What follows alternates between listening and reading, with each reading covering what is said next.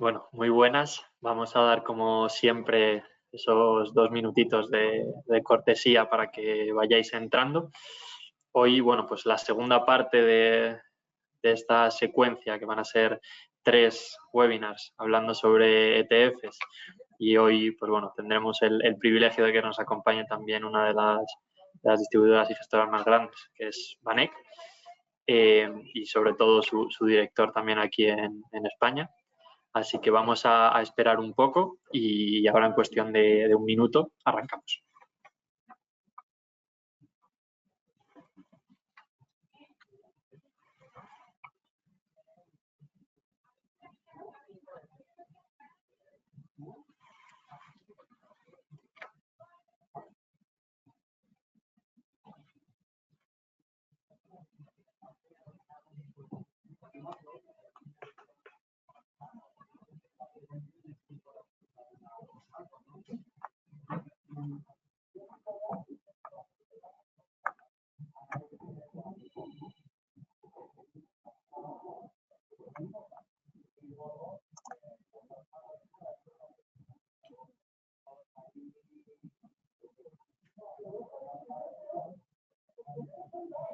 Bueno, pues vamos a ir comenzando.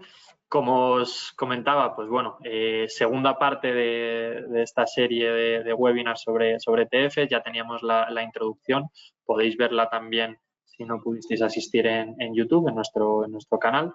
Yo soy Borja de Castro, analista de mercados aquí en Banco Big.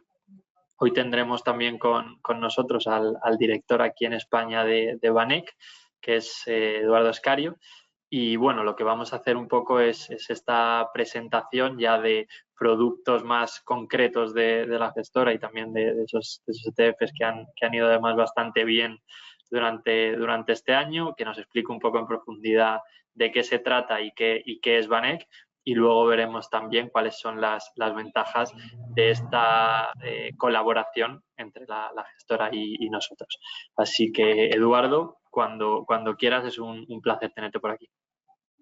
Muchas gracias, Borja. Gracias por la invitación. Un gusto estar aquí con vosotros. Sí que te comento muy breve, bueno, para los que no nos conocéis, ¿quién es Vanek? Vanek es una gestora americana que se fundó en 1955. Tenemos una larga tradición, es bastante pionera en el sector, ya que, por ejemplo, en 1968 creó el primer fondo de inversión sobre acciones mineras de oro en Estados Unidos, fondo que todavía gestionamos a día de hoy. Alrededor de 120.000 millones es los assets, lo que manejamos a nivel global.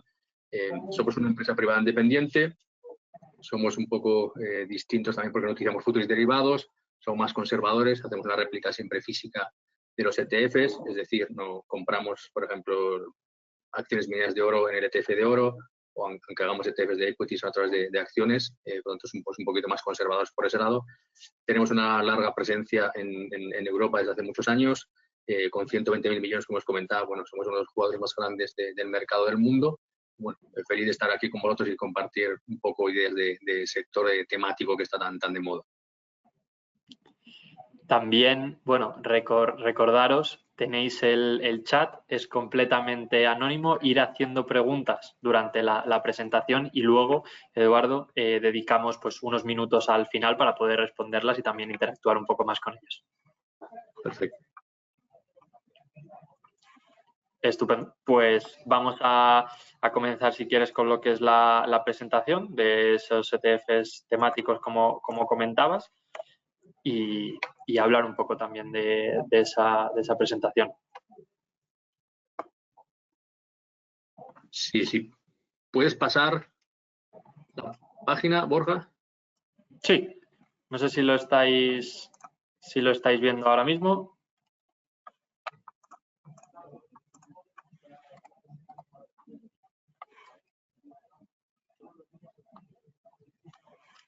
Bueno, como os comentaba, Vanek es un gestor americano con más de 50 años de historia, ¿no? Con 120.000 millones. Tenemos oficinas en España, en otros diferentes puntos de Europa. En Estados Unidos, en Nueva York, está el gran grueso de la compañía. Tenemos también oficinas en Asia. Y bueno, desde hace unos 15 años estamos apostando mucho por el mercado internacional. En Europa tenemos ETF listados en diferentes bolsas, tanto en diferentes monedas. Europa te permite pues eso, cotizar tanto en dólares, en euros, en francos suizos o en la libra esterlina. Todos los ETFs nuestros lo hacen y bueno, obviamente estamos muy contentos de esta colaboración que estamos haciendo con BIG para poder ofrecer estos productos, ¿no?, al mercado español.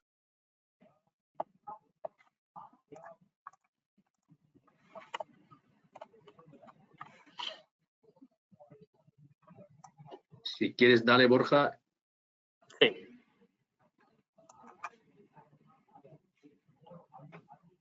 ¿Y empiezas tú o...?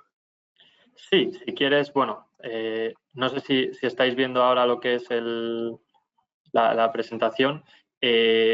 Digamos, aquí lo que vamos a ver es un poco las diferentes, digamos, los diferentes sectores en los que está trabajando también Banek y los que tenemos incluidos dentro de estos ETFs.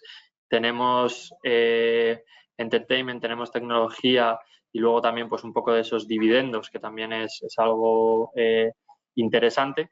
Y a partir de aquí lo que vamos a ver es cómo cada vez coge más relevancia todos estos temáticos y esta diversificación también en esas tendencias, digamos, que van cobrando relevancia, como todos vemos en nuestro día a día, telediario, y escuchamos en las noticias de inversiones, y que Banek tiene exposición en todos ellos y además es uno de los principales jugadores, como decía Eduardo en este caso.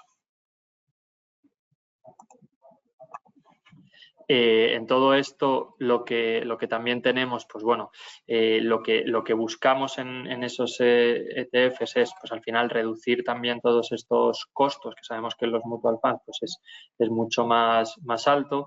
También comparar cómo funciona esa inversión un poco más, vamos a decir, tradicional o conservadora, como podría ser por el hecho de los dividendos, versus pues a ramas un poquito más temáticas y más concentradas, más nicho, como pueden ser videojuegos y esports, que tanto está destacando y que además tanto relevancia está cobrando en la sociedad, y sobre todo, pues bueno, esos semiconductores también con la inteligencia artificial. A partir de aquí, lo que vamos a destacar en ese ETF, sobre todo de Banek en los dividendos, lo primero van a ser las ventajas que tienen.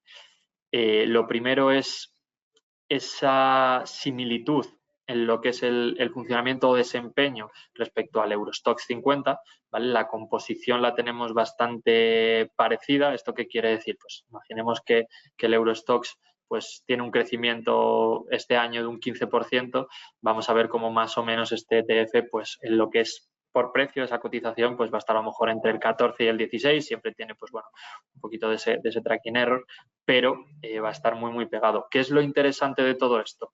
Que vamos a ver retribución por dos aspectos. Lo primero, por esa cotización y esa revalorización de los activos, y luego lo más interesante es que cada 3 meses vamos a ver ese income recurrente de los dividendos. Más o menos tenemos una yield de dividendos entre el 4 y el 5% de media en el ETF, y eso que nos va a generar, pues que de manera recurrente tenemos esos ingresos, y si aparte la revalorización es importante, pues digamos que vamos a verlo tanto en ese tangible como en ese latente que dejamos correr.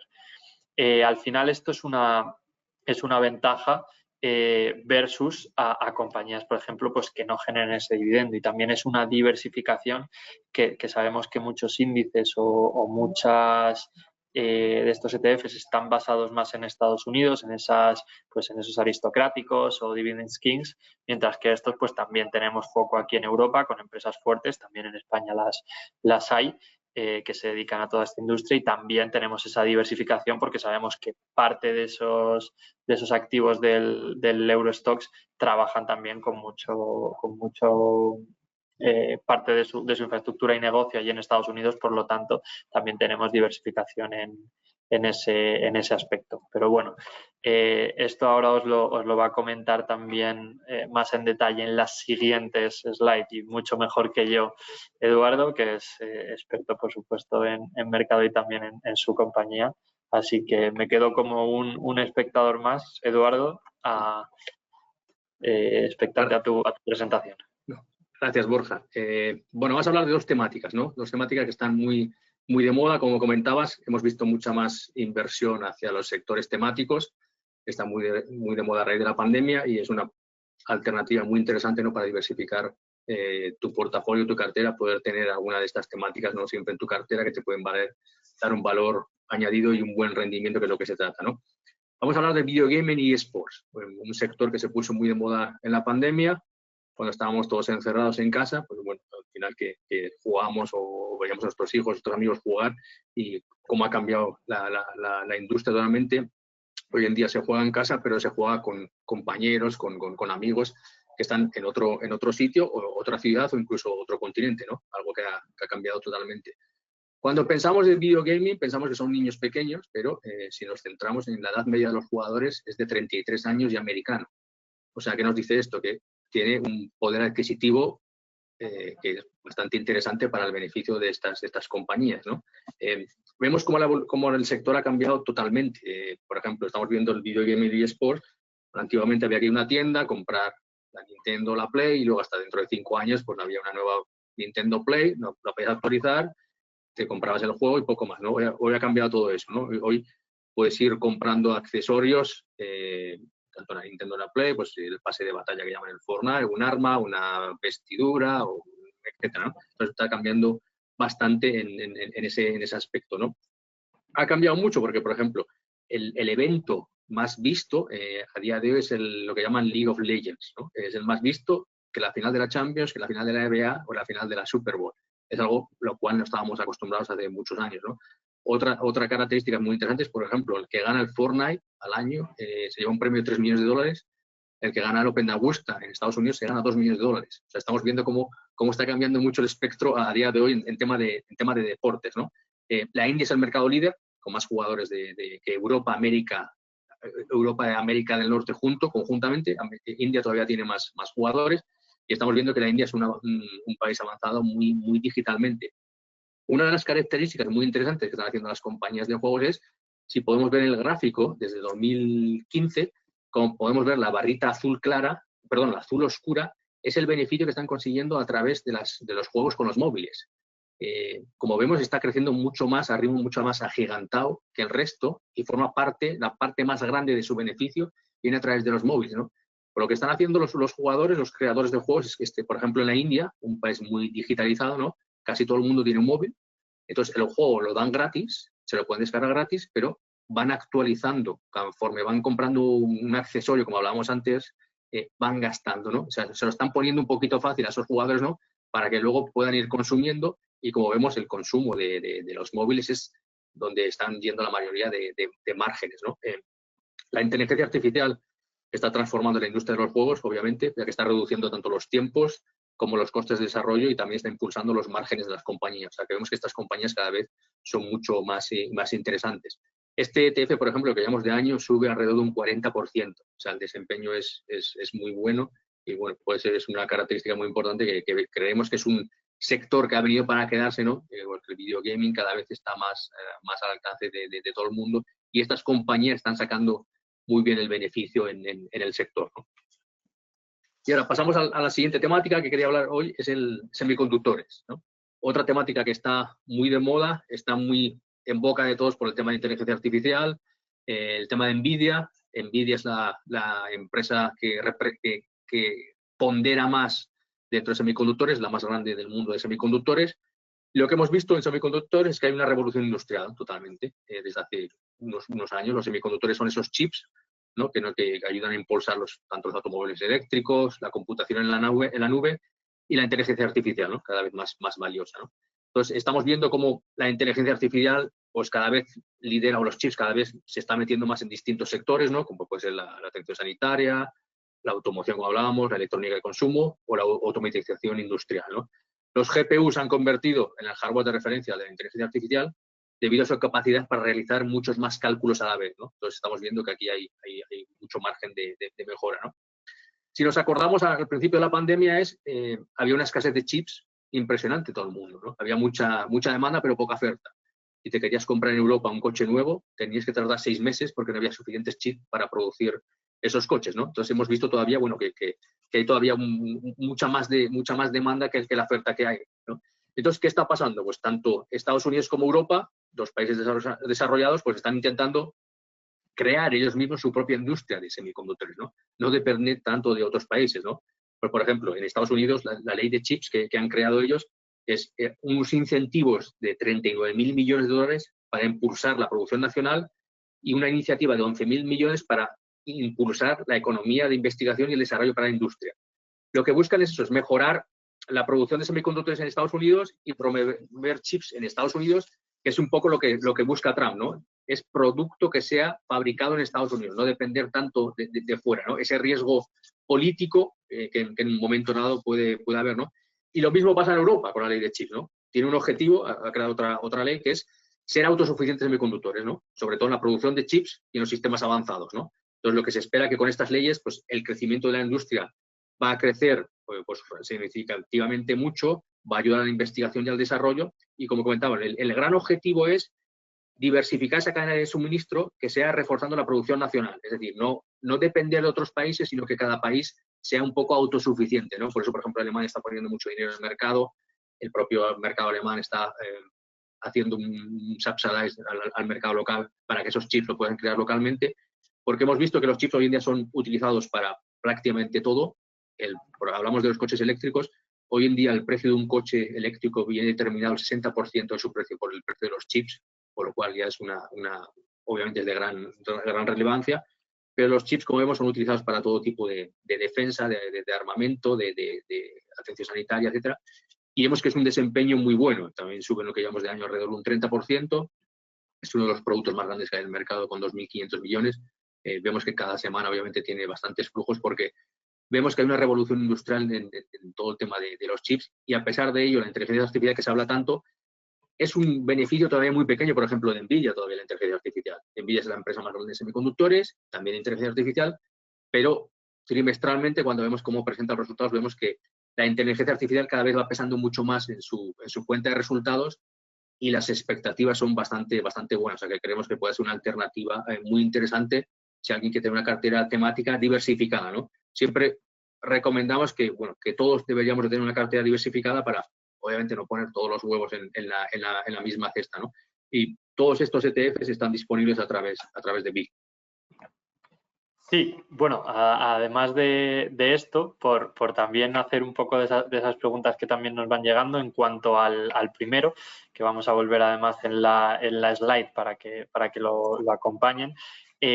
También por saber un poco qué hay dentro, porque al final sabemos que estos ETFs, pues lo que vimos también en el webinar pasado, es un poco una cesta que coge esa característica de los fondos, pero pues se adapta a la inmediatez, tanto de los videojuegos como de esos semiconductores, de ese golpe de clic para poder saber y cotizar en una bolsa y saber su precio de compra y de venta instantáneo, digamos. Un poco saber también qué hay dentro, qué tipo de compañías nos podemos encontrar dentro ponderando. Eduardo, no sé si tienes algunos nombres. Sí, por ejemplo, el de videogaming son las 24 empresas más grandes del mundo dentro del sector de videogaming o de eSports. Cuando hablamos más grande del mundo, tienen que ser que el 50% más de su beneficio venga de ese sector para que sean incluidas en el ETF y tienen que pasar, el proveedor del índice lo que hace es unos filtros de liquidez, o sea, tiene que proveer unos filtros de liquidez cada compañía para que estén dentro del índice, no vale cualquier compañía, ¿no? Hay algunas compañías muy conocidas dentro de videogaming, por ejemplo, tienes Nintendo, tienes Roblox, que es uno de los juegos más utilizados, creo que en el mundo. Son compañías grandes que obviamente transan con bastante liquidez. Y semiconductores, la más conocida es NVIDIA, obviamente, pero hay muchas que están de moda semiconductores. Por ejemplo, tienes Intel, que es la famosa de Taiwán Semiconductores, la famosa en Europa es muy conocida la holandesa ASML, que es la líder en su sector en una parte de semiconductores que hace. Qualcomm, el de semiconductores son 25 compañías más grandes de semiconductores a nivel mundial. Y luego también un poco en lo que es, yo te voy leyendo también un poco preguntas para hacerlo un poco más dinámico en todo lo que es el desarrollo de esta industria un poco nueva, porque los semiconductores es un poco reciente todo este boom, entiendo que también el tener exposición a un ETF lo que nos hace es reducir un poco el riesgo de esas compañías que puedan ir bien o no, de ese stock picking, sino que, pues bueno, englobamos un poco todo para poder coger el completo, tanto de las que van a sobreponderar y sobrefuncionar sobre la media, como las que se puedan quedar un poco en el camino, ¿no? Correcto, sí. Un ETF, una de las características bonitas que tiene y buenas es que es una canasta de valores, ¿no? Al ser una canasta de valores estás diversificando en unos cuantos valores. Estás comprando, por ejemplo, semiconductores 25 valores, ¿no? En uno, metido solo en uno. Por lo tanto, no tienes que ir pensando, será Nvidia, será Intel, será cuál me puede dar un buen rendimiento o no. Es más arriesgado jugártelo a un valor, obviamente, o a dos valores. Aquí estás comprando las más grandes semiconductores. Por tanto, estás diversificando mucho más tu cartera, que es un poco lo que recomendamos siempre, ¿no? Aparte de diversificar, te estás apostando a 25 valores con solamente con un clic. Al comprar un ETF solamente haces un clic una vez, en vez de ir comprando diferentes valores, que a lo mejor es más engorroso, más costoso, porque primero no sabes cuál es la que mejor va a funcionar. Y tradicionalmente un ETF es mucho más barato que, obviamente, que un fondo de inversión, pero un ETF, por ejemplo, el de semiconductores cobra 0,35% al año. Es decir, con solamente 0,35% en un año estás comprando diferentes componentes que te pueden dar una mayor diversificación a través de la canasta de valor. Y luego también eso que comentabas, que es bastante interesante de ese proveedor de liquidez, al final lo que nos da también es seguridad a la hora de bueno, saber que las compañías que están dentro van a tener un volumen y una cotización constante, que también a la hora de nosotros salir, digamos, de esos ETFs, aparte de conocer en el momento en el que salimos ese precio, cosa que en los fondos de inversión no pasa con ese NAV, que nos puede variar en 2-3 días, sino también esa seguridad de saber que son empresas potentes y con un volumen de cotización alto. Así es, todos los componentes de cualquier índice pasan esos filtros de liquidez, es decir, tiene que tener, por ejemplo, 150 millones de market cap, que se llama, que transe $1 millón en promedio, entonces te estás quedando con las líquidas para que de verdad tú puedas replicar un ETF. Ten en cuenta que cuando creas un ETF lo que buscas es que si hay un inversor que entra con una inversión grande, 100, 200 millones, la idea es que pueda replicar la canasta tal cual y que las horquillas, que se llaman de las diferencias de precios entre la compra y la venta, no sea un problema, al revés, que sea prácticamente ínfimo, ¿no? Tú estás segura, bueno, que hay cierta liquidez. Y lo que comentas, la parte buena de un ETF versus un fondo mutuo es, mientras la bolsa está abierta, opera cada 15 segundos el ETF, tú puedes comprar y venderlo cuando tú quieras. Un fondo mutuo estás un poquito más atrapado, si pasa algo no puedes hasta pasado unos cuantos días. Y si hay un evento grande que pasa, si hay un atentado enorme o algo que pasa y tú quieres vender tu ETF o comprar porque bueno, crees que es el mejor momento para ti, mientras la bolsa está abierta puedes hacerlo en cualquier momento. Es una gran ventaja que puedes hacerlo mientras tú quieras, ¿no? Sí, y que al final también se adapta un poco a las necesidades de la sociedad actual, ¿no? Al final vamos un poco más hacia toda esa sociedad del clic. Ahora mismo lo queremos todo inmediato y queda un poco anticuado eso de tener que estar esperando un poco unos días a saber qué va a ser o qué precio va a tener. Luego también en el tema de lo que son los videojuegos, también por hacer una similitud, algo que también nos pueda sonar más, veo que se está llevando mucho esta tendencia, como podía ser antes, pues antes pagabas por una película en el cine, ahora tienes en Netflix un montón. También estamos viendo cómo pues empresas como Sony, empresas también como Nintendo, que creo que es una de las que está dentro del ETF, si no mal recuerdo, pues vemos cómo saca una suscripción mensual y dentro vas teniendo juegos y accesos a ese pay to win, como llaman, de comprar pues todos esos pases. Entiendo que también hacia ahí va toda esa industria junto con la de la música, que también vemos que está tirando hacia las suscripciones, ¿no? Sí, totalmente. Es así, las empresas de verdad que están haciendo un gran trabajo porque una vez desarrollan los productos, lo están desarrollando a un coste mucho menor, incluso la inteligencia artificial está ayudando, ¿no? a reducir esos costes. Pero claro, una vez que tienen el producto lo pueden vender a millones de personas.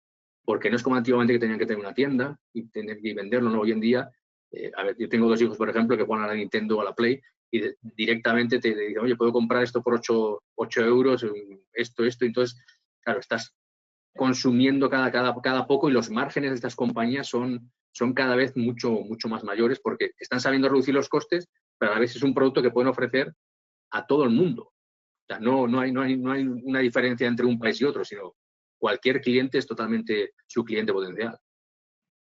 Claro, y luego también la idea que tenemos en esta colaboración es que, como ya comentabas, lo primero, se reducen en costes respecto a lo que puede ser un stock picking, porque no es lo mismo yo tener que comprar y pagar esa comisión de apertura en abrir 25 acciones que yo comprar únicamente el ETF, que voy a pagar una, teniendo la misma inmediatez de operar, sino que aparte de ello lo que hemos hecho con también esta unión para fomentar un poco y dar a conocer esta inversión en ETFs y también en este sectorial y por supuesto a Vanek, que no hay que presentarla porque la avalan, digamos, sus números y su trayectoria, pero sí que, pues bueno, siempre está bien tener de la mano a alguien de los grandes y los grandes jugadores, pues al final hemos reducido estos costes para que hasta los 10.000 euros estén a únicamente 4,5 euros, lo que es esa comisión de apertura y de cierre,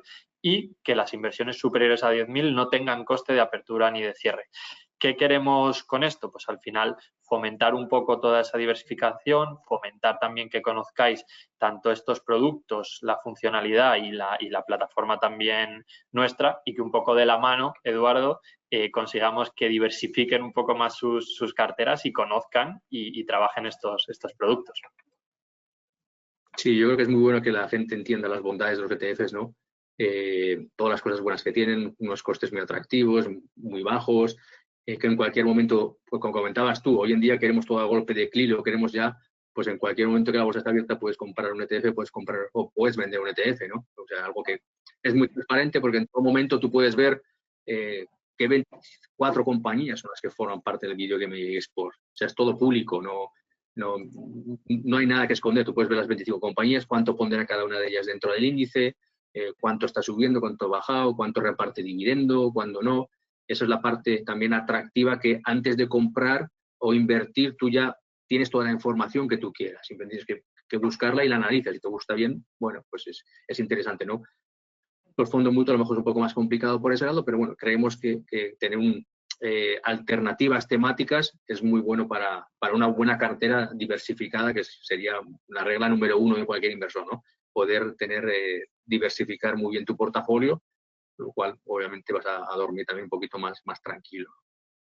Y luego, hablando también un poco de ese inicio vuestro y que sigue siendo pues marca de la casa y que además ahora está muy comentado con toda esa industria del oro, pues tanto esas mineras como ese ese tradicional, con el buen año que ha tenido el activo, estamos viendo como también parece que hay un poco de descorrelación entre esas mineras y ese oro, y también puede ser momento no únicamente digamos, de solo aprovecharlo para diversificar, sino que también si pensamos que hay alguna industria en particular y no sabemos cuáles de las acciones pueden estar un poco más descorrelacionadas, aprovechar el ETF también para ese corto plazo, cosa que en los mutual funds nos va a ser un poco más difícil, ¿no? Entiendo que esto también lo tenéis.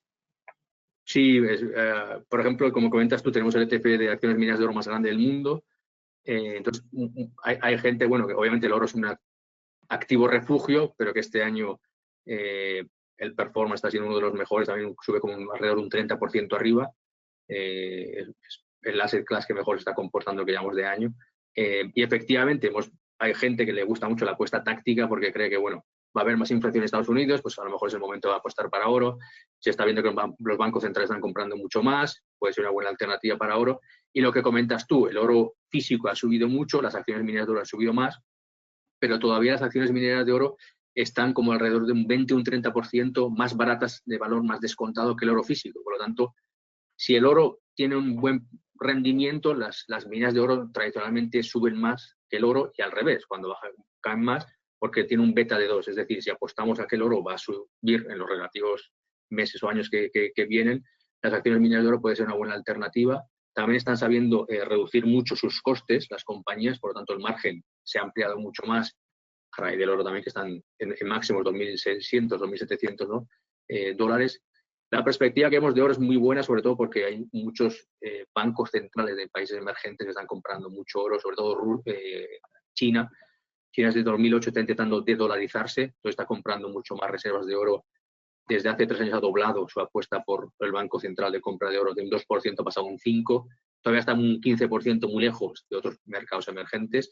Y al oro le favorece una cosa siempre tradicionalmente muy interesante, es que cuando hay una bajada de tasas, en los siguientes 500 días el oro se revaloriza de media un 25%. Entonces, bueno, hemos visto que Estados Unidos ya ha empezado una bajada de tasas en los 2 últimos meses con 75 puntos básicos para abajo, por lo tanto, la expectativa que siga subiendo el oro sigue siendo muy interesante. Y también está el riesgo geopolítico, que obviamente juega una parte importante y bueno, lamentablemente seguimos ahí con bastantes riesgos políticos de guerras o el riesgo comercial, ¿no? Que está entre Estados Unidos y China. Sí, y además de esto, también de esa beta que comentabas, de ese por dos al final en esa relación entre el oro y las mineras, también hay que dejar claro que las propias mineras son compañías, entonces tienen ineficiencias operativas, también tienen al final pues esos, digamos, rotación de inventarios y que el impacto del precio del oro siempre va con un poco de decalaje, depende de su rotación de inventarios, pues podemos estar hablando de 3, 6, incluso 9 meses. Entonces al final pues pueden ir también un poco a tiempo de sumarse los dos, de tener esa protección o digamos esa protección del poder adquisitivo. Sobre todo se suele medir, corrígeme si no lo veis también así, sobre esos tipos de interés un poco más reales, de ese nominal contra esa inflación, y con expectativas en Estados Unidos de que la inflación pueda repuntar un poco más, pues es donde estamos viendo el buen desempeño del oro también. Sí, totalmente de acuerdo. Pues hemos visto que el oro sirve muy de cobertura a inflaciones altas. Cuanto más inflación alta, mejor desempeño tiene el oro, que es lo que hemos visto históricamente y lo que hemos visto también en los últimos años o el año pasado, ¿no? Con tasas de inflación bastante altas. Y con la victoria de Trump, pues probablemente la inflación a lo mejor pueda volver un poquito más arriba de lo que había por todo el gasto que quiere hacer. Y efectivamente, como comentas, el oro es un activo refugio, ¿no? Que siempre está ahí, puede ser una buena alternativa también para diversificar la cartera. Sí, importante también, nos preguntan por aquí que si va a estar disponible, digamos, este webinar luego grabado, tanto como el primero. Los dos van a estar en YouTube. Lo único que sí que sería interesante que ahora podáis pues hacer esas preguntas respecto a lo que estamos hablando o temas también que queráis tratar, puesto que eso en YouTube va a ser mucho más difícil y no se va a poder contestar al instante, que tanto además cuadra en todo lo que estamos viendo con esos ETFs a golpe de clic y las industrias además que estamos hablando. Así que preguntar con total confianza, puesto que es anónimo, y también así podemos tener un tema de conversación con un poquito más de vuestro apoyo. Yo también quería preguntarte, Eduardo, en toda la industria de semiconductores, ¿cuánto crees que puede también relacionarse con el resto? Porque al final veíamos que la inteligencia artificial era de lo que más se hablaba,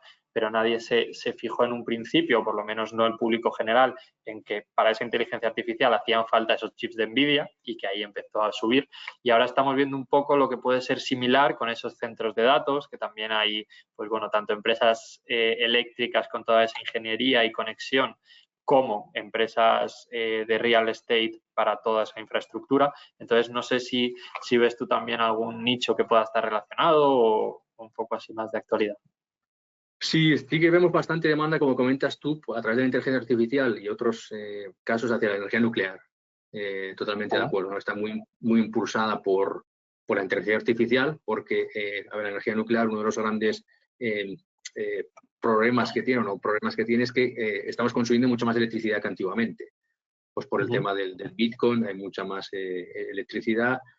Rusia nos cortó el grifo a raíz de la guerra, que nos proveía el 40% de Europa del gas licuado, por lo tanto hizo que los precios de electricidad subieran. Entonces, todos los países desarrollados o países emergentes como China han dicho, bueno, pues la energía nuclear pensamos que era muy mala, no es tan mala, no contamina, al revés, contamina mucho menos que la de carbón u otra energía alternativa, y es mucho más consistente, porque la energía nuclear, una de las bondades también tiene es que en todo momento sabes lo que te va a producir.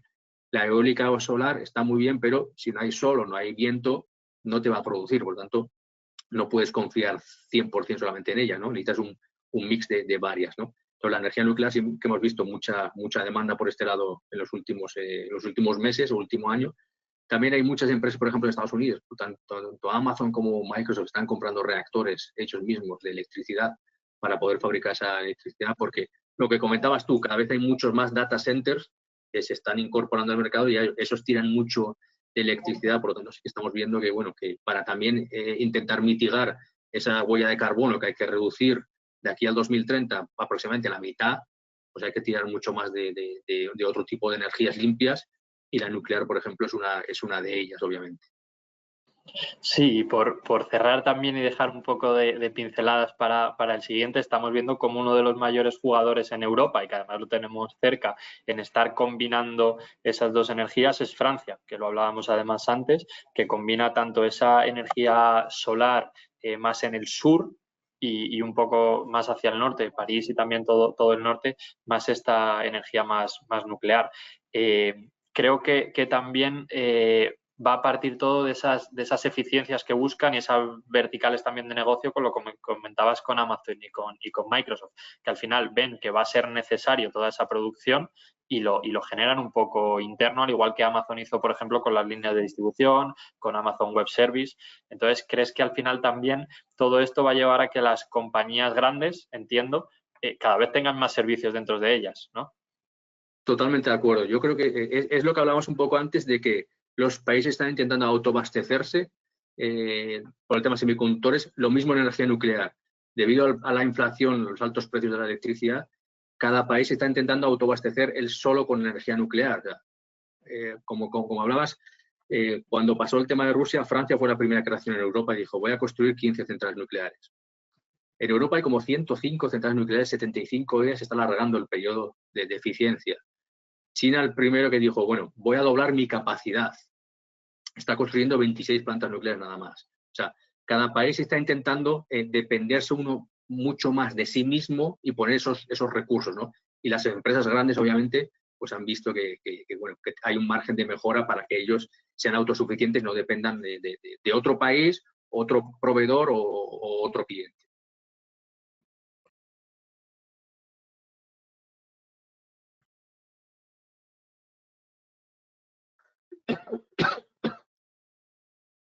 Y disculpa que te habíamos perdido, Eduardo, creo que ya te vemos otra vez de nuevo. Perdón, no sé si me habéis escuchado al final o... No, te habíamos perdido. Pues estaba comentando eso, que efectivamente, como comentabas tú, esas empresas americanas están intentando autoabastecerse, que es un poco lo que hablamos antes de semiconductores, ¿no? Que cada país está intentando autoabastecerse para sí mismo, no depender de otros países, como pasó antes de la guerra, ¿no? Y estamos viendo eso, que estos países, por ejemplo, como comentabas, Francia fue el primero que reaccionó en Europa cuando pasó el tema de Rusia, fue el primero que dijo que iba a construir 14 plantas nucleares. En Europa hay 107 plantas nucleares, 75 de ellas se están alargando el ciclo de longevidad. China se ha puesto las pilas del primer día. China ha dicho que va a duplicar su capacidad de energía nuclear, está invirtiendo 19.000 millones de dólares, que es para hacer 26 plantas nucleares de aquí a 2030. La India igual, esta planta ahora mismo construyendo 7. China y la India son los dos mercados que más contaminan al mercado. Y Estados Unidos igual, como estas empresas, Microsoft, Amazon, están construyendo para lo que hablamos, autoabastecerse de ellos, no depender de nadie, ¿no? Y que ellos sean por sus propios medios que puedan generar todo en su cadena de valor. Pues bueno, creo que hemos dejado bastantes pinceladas. Nos quedará también para hablar en el siguiente, ya un poco a la vuelta de todo ese periodo de Navidades y ese periodo también festivo. De todas formas, bueno, agradecerte y un placer esas explicaciones, que creo que, bueno, a todos nos vienen bien, yo incluido. Y bueno, a ver también cuál es el desempeño, también cómo van funcionando, digamos, todos esos ETFs y qué cierre de año tienen. Y para en enero poder hablar también de más tendencias y ETFs que tenemos y poder traer algún tema de actualidad interesante. No, gracias, Borja, a ti por la invitación. Un gusto estar con vosotros y sí, nos vemos cuando queráis. Perfecto. Pues nada, de todas formas, cualquier duda que podáis tener en el vídeo de YouTube, dejárnoslo también en comentarios, Eduardo, y así podemos también tener temas para comenzar el siguiente webinar. Perfecto, de acuerdo. Pues muchísimas gracias y muy buena tarde, Eduardo. Gracias por estar con nosotros. Gracias a ti. Gracias, buenas tardes. Chao, chao, chao.